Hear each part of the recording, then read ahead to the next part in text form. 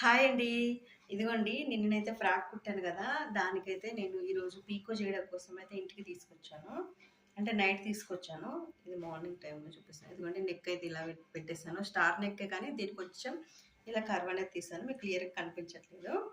ఓకేనా? ఇదిగోండి హ్యాండ్స్ వచ్చేసి ఈ విధంగా పెట్టేసాను. Puff hands. పైపింగ్ ఇచ్చేసాను.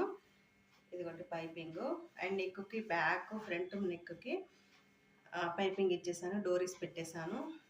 తర్వాత ఇదిగోండి కుట్టిన తర్వాత ఫ్రాక్ అయితే ఎంత బాగుందో. ఇక్కడ చిన్నగా జాయింట్ అయితే పడింది. ఇది మన దగ్గర తీసుకున్న కట్ సారీస్ కట్ పీసెస్తోని డిజైన్ చేసింది. ఎంత బాగా వచ్చిందో చూడండి. ఓన్లీ రూ. 100 పీస్తోని రూ. 100కి 2 పీసులు ఎంత బాగా వచ్చింది చూడండి. డిజైన్ ఎంత బాగా మనకి ఫ్రాక్ అయితే రెడీ అయిపోయింది.